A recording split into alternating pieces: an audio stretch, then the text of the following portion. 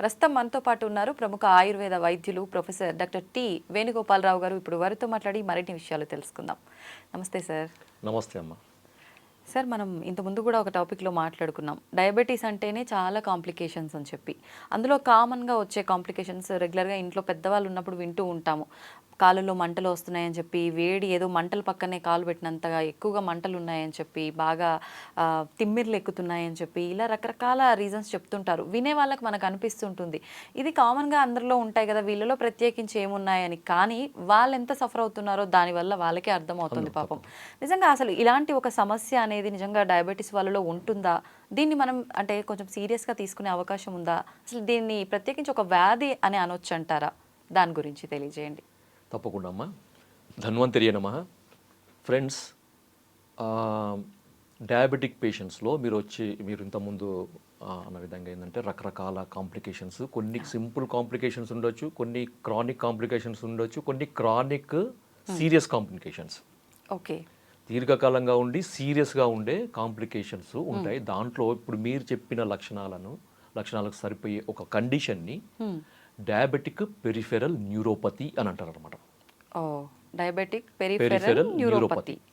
దీంట్లో ముఖ్యంగా ఇప్పుడు నేను చెప్పిన ఈ రెండు సిమ్టమ్స్తో పాటు ఇంకేమైనా సిమ్టమ్స్ ఉంటాయా సార్? ఉంటాయమ్మా. ఎటువంటివి? సో దీంట్లో ముఖ్యంగా డయాబెటిక్ పెరిఫెరల్ న్యూరోపతిలో ఉండే లక్షణాలలో చాలా మందిలో మెజారిటీ వాళ్ళలో కనపడేది ఏంటంటే మంటలు, అరిపాదాలలో మంటలు. సో ఈ మంటల యొక్క తీవ్రత కొంతమందిలో ఎక్కువగా ఉంటుంది, కొంతమందిలో తక్కువ ఉంటుంది. కొంతమందిలో ఒకే రోజులో ఎక్కువ ఉంటుంది, అదే రోజు కొద్దిగా తక్కువ ఉంటుంది. కొంతమందికి డే టైంలో ఎక్కువ ఉంటుంది, కొంతమంది రాత్రిపూట పడుకున్నప్పుడు ఎక్కువగా ఉంటుంది. ఓకే, కొంతమందికి ఈ మంటలతో పాటు తిమ్మిర్లు కూడా ఉంటాయి. ఓకే, ఈ తిమ్మిర్లతో పాటు మొద్దుబారినట్టు, స్పర్శ లేనట్టు కూడా ఉంటుంది కొంతమందికి. ఇంకొకటి, ఇంకా కొంతమందిలో ఇది అడ్వాన్స్ అయిన కొద్దీ, అంటే వ్యాధి తీవ్రత మనకు పెరిగిన కొద్దీ ఏమవుతుందంటే ఆ కాళ్ళలో బలం తగ్గుతుంది అనమాట. సో కాళ్ళలో పట్టు తగ్గుతుంది. నడుస్తుంటే మనకి తూలినట్టు ఉండడము, కాళ్ళకి పట్టు తప్పినట్టు, బలంగా అడుగు వేయలేకపోవడము. కొంతమందికి చెప్పులు అంటే ఫుట్వేర్, నార్మల్ చెప్పులు అడుగు వేసినప్పుడు అయితే జారుతుంటాయి అనమాట, కాళ్ళ నుంచి జారుతాయి వాళ్ళకి తెలియకుండానే. సో ఎంత వాళ్ళు ప్రయత్నం చేసినా కానీ వాళ్ళకి గ్రిప్ రాదనమాట. దీన్ని గ్రిప్ లాస్ అంటారు. సో ఇది కూడా ఒకటి ఉంటుంది. కొంతమందికి కాళ్ళలో బలం ఉండదు అనమాట, అంటే కొంచెం ఒక 10 అడుగులు వేసిన తర్వాత ఇంకా కూర్చోవాల్సి వస్తుంది. వీటికి అదనంగా ఇంకా కొంతమందిలో కాళ్ళలో లేకపోతే అరిపాదాలలో, కొంతమందికి వేళ్లలో నొప్పులు మొదలవుతాయి, పెయిన్స్ కూడా ఉంటాయి అన్నమాట. సో ఇవన్నీ కూడా డయాబెటిక్ పెరిఫెరల్ న్యూరోపతికి సంబంధించిన లక్షణాలు అన్నమాట. ఇప్పుడు ఈ లక్షణాలు ఎవరైనా ఉన్న వాళ్ళు గుర్తించి దీనికి ఏదైనా చిట్కాలు కానీ అలాంటివి ఏమైనా ఇంట్లోవి ఫాలో అవ్వచ్చా? ఈ సమస్యల్ని ఇలాగే మనం కనుక డిలే చేస్తే ఇంకా తీవ్రంగా అయ్యే అవకాశం ఉంటుంది? తప్పకుండా అమ్మా. సో దీంట్లో జరిగేది ఏంటంటే న్యూరోపతిలో మనకి అంటే ఇది ఇప్పుడు చాలా మంది ఏంటంటే ఇప్పుడు వీడియో చూసే వాళ్ళకి ఎక్కువ ఇంట్రెస్ట్ ఏది ఉందంటే సార్ ఈ ప్రాబ్లం చెప్పారు, దీనికి రెమెడీ ఏం చెప్తారని చూస్తాం. అవును సార్. కానీ దయచేసి నేను చెప్పేది వినండి, పూర్తిగా వినండి మీరు. ఇది కొద్దిగా ఎక్కువ టైం తీసుకున్నా కానీ మొదటి నుంచి లాస్ట్ వరకు చూడండి. అది మీ ఇంట్లో ఉండే వాళ్ళకో, మీకో, లేకపోతే మీకు తెలిసిన వాళ్ళకో, ఎవరికొకరికి తప్పకుండా ఉపయోగపడే వీడియో ఇది. ఓకే, ఓపికగా చూడండి, జాగ్రత్తగా చూడండి. చాలా మంది ఏంటంటే సోది చెప్తున్నారు, ఇవన్నీ కామెంట్స్ మనం చూస్తుంటాం. కానీ ఇది మనకు ఒక సైంటిఫిక్ గా చెప్పాలనే ఉద్దేశంతో చేస్తున్న వీడియో. మీరు ఓపికగా వినండి మీరు. సో దీంట్లో జరిగేది ఏంటంటే డయాబెటిక్ పెరిఫెరల్ న్యూరోపతిలో రెండు జరుగుతాయి మనకి. ఒకటి నరాలకు సంబంధించిన డ్యామేజ్, రెండవది రక్తనాళాలకు సంబంధించిన డ్యామేజ్. రక్తనాళాలకు సంబంధించిన డ్యామేజ్ని వాస్కులోపతి అంటారు. నరాలు డ్యామేజ్ అయితే దాన్ని న్యూరోపతి అంటారు. సో ఈ న్యూరోపతి అంటే నరాలు డ్యామేజ్ కావడము, అంటే మనకి అరిపాదాల్లో మనకి ఉండే ఈ బ్లడ్ నర్వ్స్ అనేవి డ్యామేజ్ అవుతాయి. ఎందుకు అంటే నరాల వ్యవస్థకు కూడా మనకి ఏ విధంగానైతే ప్రతి కణానికి నరాల యొక్క అవసరం ఉంటుందో, నర్వ్ స్టిమ్యులేషన్ అవసరం ఉంటుందో, అదేవిధంగా ఆ నరాలకు కూడా రక్త సరఫరా అవసరం. ఎందుకంటే న్యూట్రిషన్ అనేది వచ్చేదే రక్తం నుంచి. సో రక్తం నుంచి వచ్చే న్యూట్రిషన్స్ వల్లనే మనకి మన ఈ నరాలు అనేవి ఆరోగ్యంగా ఉంటాయి. ఈ డయాబెటిక్ న్యూరోపతిలో జరిగేది ఏంటంటే రక్తంలో కంట్రోల్ లేని షుగర్ వల్ల, sugar control, chronic uncontrolled diabetes. Okay, మనకి నార్మల్ లెవెల్స్ లేకుండా అబ్నార్మల్ లెవెల్స్లో చాలా దీర్ఘకాలంగా మనకి షుగర్ లెవెల్స్ పెరిగి అలాగే ఉంటూ పోతుంటే ఏమవుతుందంటే ఈ సన్నటి వెంట్రుక మందం ఉండే ఈ రక్తనాళాలు మనకి ఎక్కడైతే మనకి ఈ నరాలకి సప్లై చేస్తున్నాయో సో ఆ రక్తనాళాల యొక్క గోడలు మందం ఎక్కుతాయి అన్నమాట. ఓకే, సో దీన్ని ఎండోథీలియల్ హైపర్ప్లేషియా అంటారు దీన్ని. సో దానివల్ల ఆక్సిజన్ డెప్లిషన్ అంటే రక్త నాళాలు డ్యామేజ్ లేకపోతే అవి కుంచుకుపోతే గట్టిగా ఉన్నప్పుడు ఏమవుతున్నాయంటే దాని నుంచి పోయే బ్లడ్ అనేది సరిగా పోదు. సరిగా పోనప్పుడు ఏమవుతుంది, నర్వ్స్కి అందాల్సిన విధంగా న్యూట్రిషన్ అందదు, ఆక్సిజన్ అందదు. అవును అవును, దీన్ని హైపోక్సియా అంటారు. సో క్రానిక్గా ఈ హైపోక్సియా ఉండడం వల్ల ఏమవుతుందంటే ఈ నరాలు అనేవి డ్యామేజ్ అవుతాయి. ఓకే, దీన్ని న్యూరోపతి అంటారు.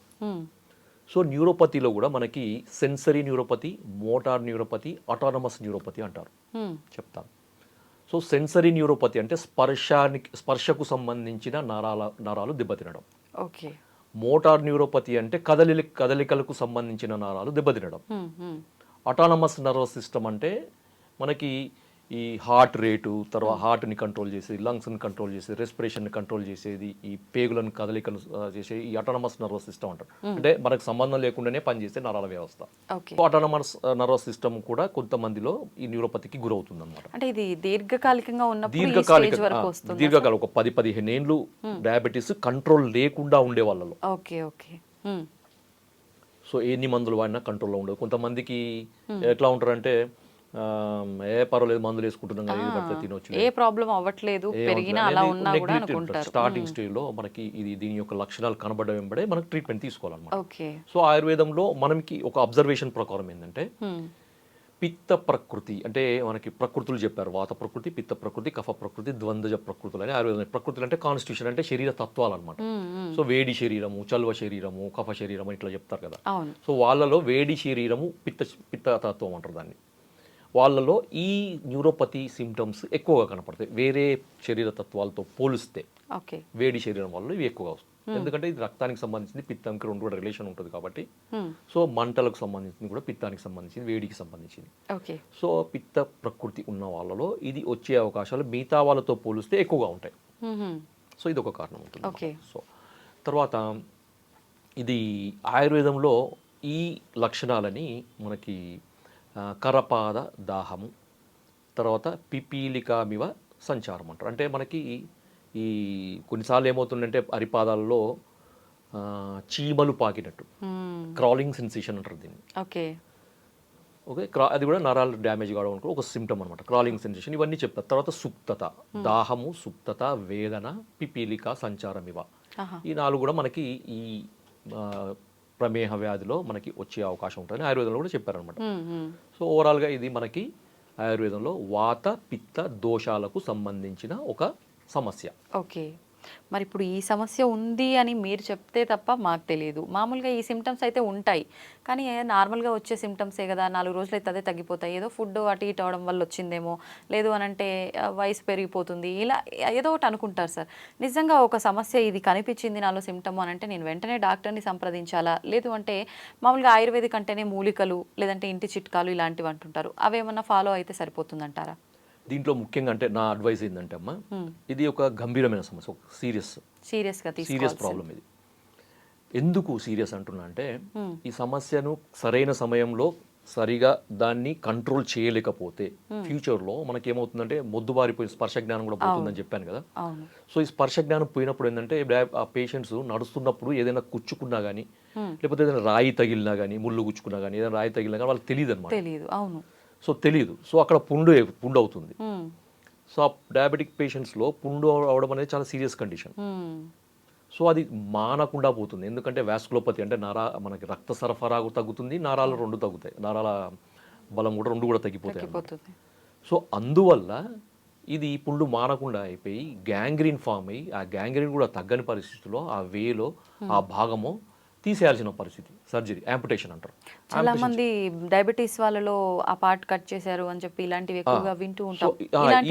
ఈ డయాబెటిక్ న్యూరోపతిలో ఈ యాంపుటేషన్ అనేది మనకి డయాబెటిక్ గ్యాంగ్రీన్ అనేది ఒక కాంప్లికేషన్ అనమాట.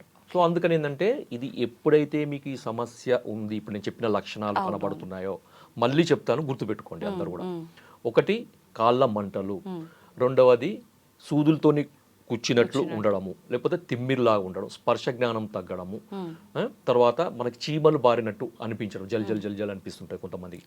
కొంతమందికి ఏంటంటే నడుస్తుంటే ఇబ్బంది, అంటే నడక సరిగా పడదు, గ్రిప్ లాస్, మనకు ఏదైనా చెప్పులు వేసుకుంటే జారుతుంటుంది. సో ఇలాంటి లక్షణాలు కొంతమందికి కొంత దూరం నడవంగానే పాదాలలో నొప్పి మొదలవుతుంది అనమాట. సో ఎందుకంటే ఈ నరాల డ్యామేజ్ వల్ల ఏమవుతుందంటే అక్కడ ఉండే కండరాలు కూడా మనకి అట్రోఫీ అవుతాయి అనమాట, అంటే వాటిలో స్ట్రెంత్ తగ్గిపోతుంది. Okay okay. సో దాదాపు ఒక 7-8 లక్షణాలు ఉన్నాయి. సో ఇవన్నీ కనబడ్డప్పుడు, వీటిలో కొన్ని కనబడ్డా, ఒకటి కనబడ్డా, ఓకే, ఎంబడే మీరు జాగ్రత్తగా ఉండాలి. సో ఎలాంటి జాగ్రత్తలు అంటే, మొట్టమొదటిది మీరు దీని గురించి చిట్కా జోలికి పోకండి, నా సిన్సియర్ అడ్వైస్. ఎందుకంటే సీరియస్ ప్రాబ్లం ఇది. చిట్కాల జోలికి పోకండి. యూట్యూబ్లో రకరకాల వీడియోలు వస్తాయి, అవి కూడా ఫాలో కాకండి. మీరు ఫస్ట్ చేయాల్సింది ఏంటంటే డాక్టర్ని సంప్రదించడం. అలోపతి డాక్టర్లు ఇచ్చే మందులు ఒకవేళ మీకు నమ్మకం ఉంటే మీరు తీసుకోండి, నో ఇష్యూ. బట్ ఆయుర్వేదంలో దీన్ని కంట్రోల్ చేయడానికి చాలా సమర్థవంతమైన, very effective medicines, successful medicines, treatments ఆయుర్వేదంలో ఉన్నాయి. ఎంతకాలం వాడాల్సి ఉంటుంది సార్? ఆయుర్వేద మెడిసిన్ అనగానే కొన్ని మంత్స్ పాటు వాడాలి ఇది అని చెప్పి అంటూ ఉంటారు. ఈ మెడిసిన్ వెంటనే క్యూర్ అవ్వదు, చాలా ఆలస్యంగా పనిచేస్తుంది అంటారు. రకరకాల అపోహలు ఉంటాయి. నిజంగా ఇప్పుడు పర్టికులర్ మనం మాట్లాడుకున్న ఈ సమస్యలకి ఒక పేషెంట్ మీ దగ్గరికి వస్తే ఆ సమస్య సుమారుగా ఎన్ని నెలల్లో తగ్గే అవకాశం ఉంటుంది? ఇప్పుడు సిట్టింగ్స్ అంటుంటారు, ఒక మందు ఇన్ని నెలలు వాడాలి, అయిపోయిన తర్వాత మళ్ళీ గ్యాప్ ఇచ్చి ఇలా వాడాలి అని చెప్పి, కోర్సెస్ లాగా అలా ఏమైనా ఉంటుందంట? తప్పకుండా. ఇప్పుడు సమస్య యొక్క తీవ్రత బట్టి మందుల యొక్క డ్యూరేషన్, మందుల యొక్క డోసేజ్ ఇవన్నీ మారుతాయి అమ్మ. సో ఇవన్నీ కూడా వ్యక్తిగతంగా ఇండివిజువలైజ్డ్ ట్రీట్మెంట్స్. సో వేరే సిస్టమ్స్లో జనరలైజ్డ్ ట్రీట్మెంట్స్, జనరలైజ్డ్ మెడిసిన్స్ ఉంటాయి. ప్రతి ఒక్కరికి ఒకే రకమైన మందులు ఒకే సమస్యకి. ఆయుర్వేదంలో అలా ఉండదు, ప్రతి ఒక్కటి కూడా ఇండివిజువల్. పర్టిక్యులర్ పేషెంట్స్ యొక్క శరీర తత్వం ఏంది, వాళ్ళ వయసు ఏంది, వాళ్ళ ఆహారపు అలవాట్లు ఏంది, వాళ్ళ జీవన శైలి ఏంది, వాళ్ళకి ఈ సమస్య ఎంతకాలం నుంచి ఉంది అనే దాన్ని బట్టి మందులు మారుతాయి. మందులతో పాటు మందుల డ్యూరేషన్ కూడా మారుతాయి. ఉదాహరణకు నేను చెప్తాను. సో ఎగ్జాంపుల్, ఇలాంటి సమస్యకి వసంత కుసుమాకరం అనేది ఒక చాయిస్.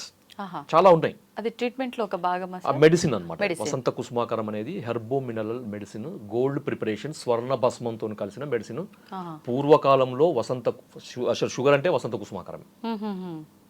సో అట్లా ఇచ్చేవాళ్ళు, దానితో కాంప్లికేషన్స్ ఏమి ఉండేవి కాదు వాళ్ళకి. వాళ్ళు రాజులు కానీ, లేకపోతే వీళ్ళు జమీందారులు, వీళ్ళందరూ ఇంట్లో తయారు చేయించుకునే వాళ్ళు వీళ్ళు.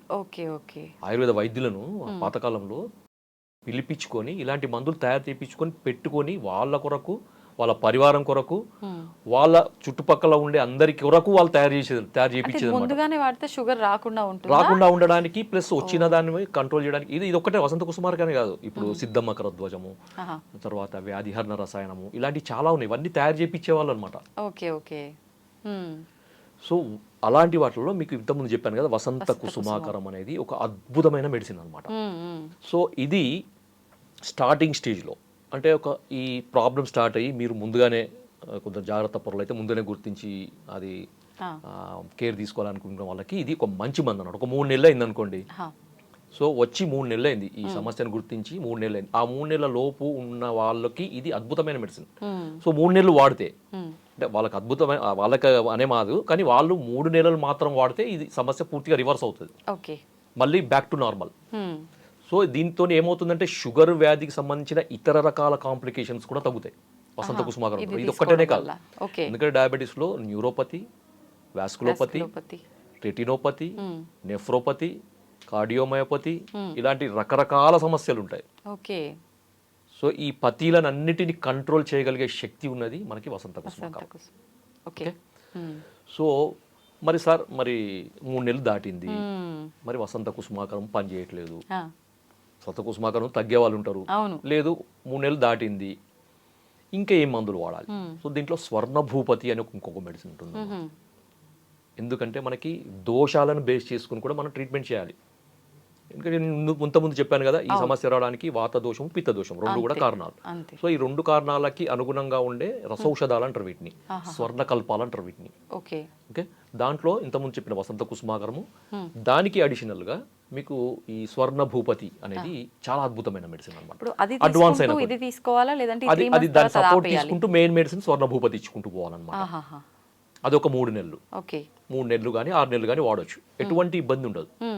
ఓకే.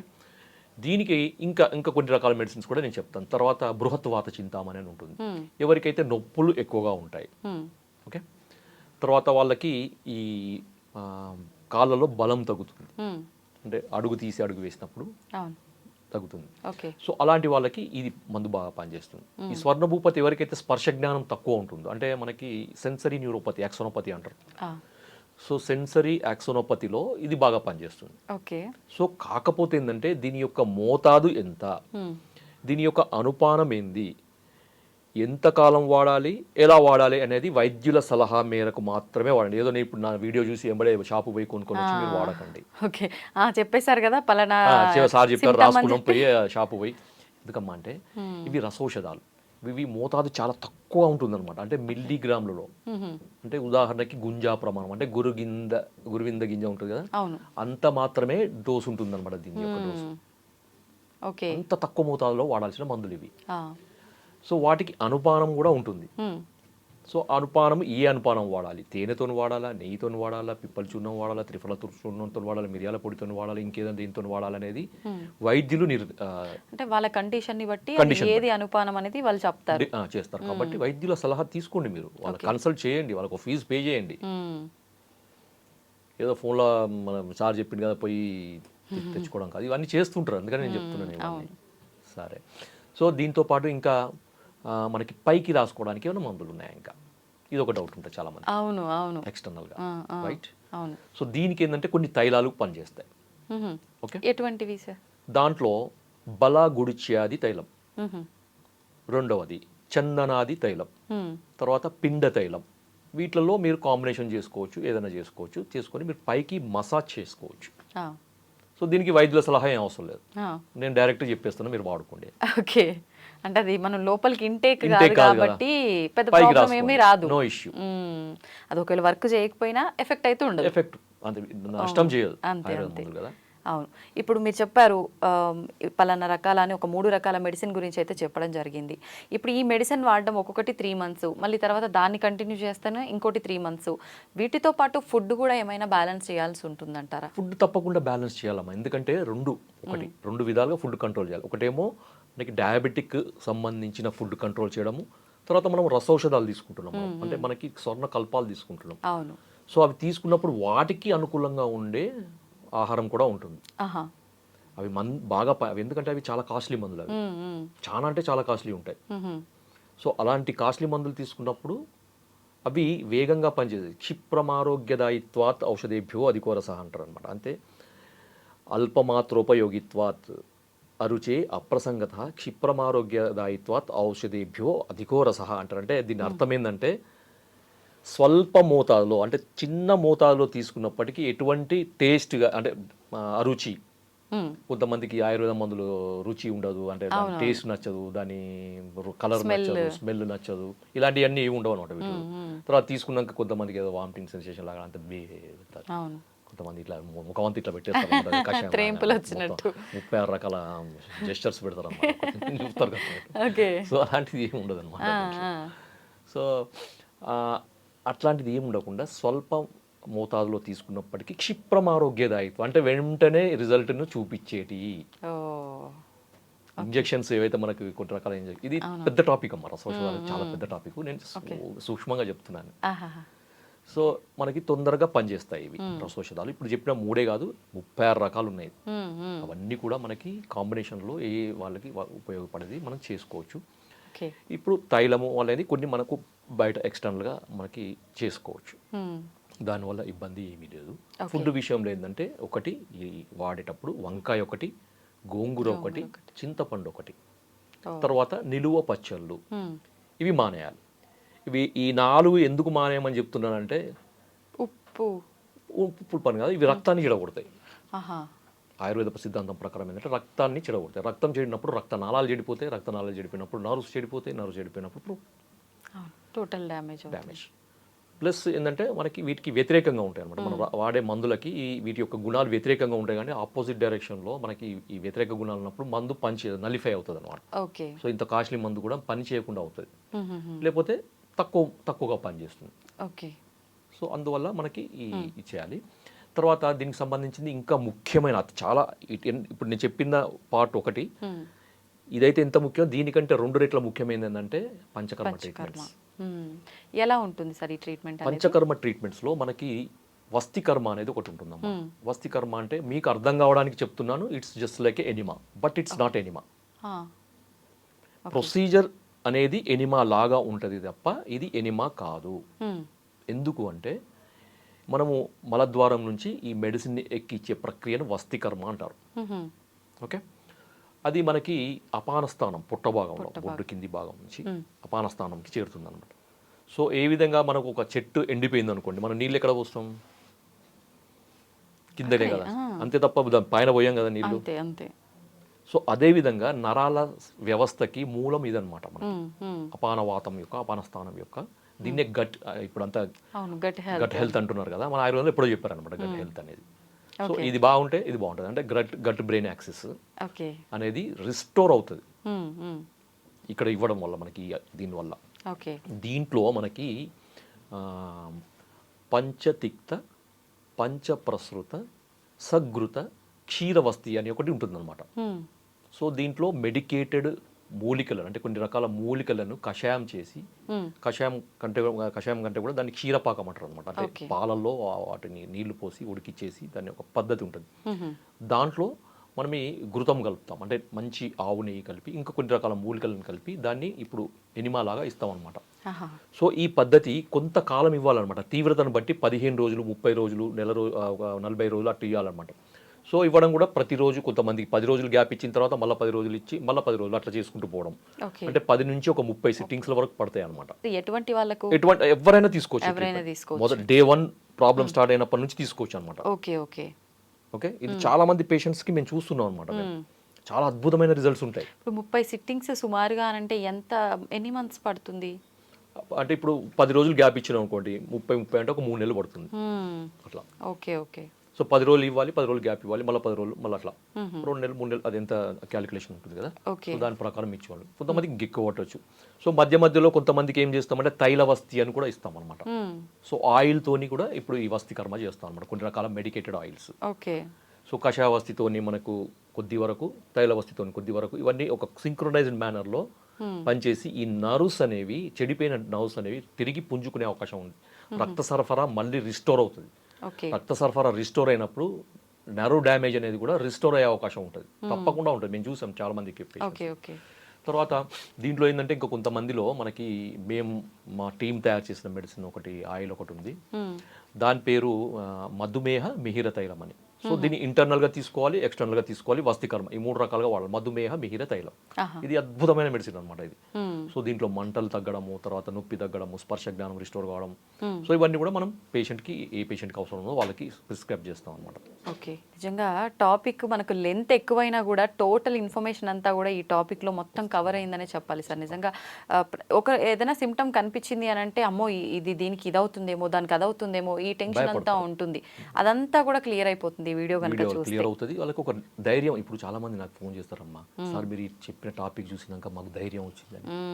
చాలా డిప్రెషన్లో ఉండే, ఆ మందులు వాడి ఇంజక్షన్ తీసుకొని మాకు విసుగు వచ్చింది, మీరు చెప్పిన తర్వాత మాకు ధైర్యం వచ్చింది. అవును.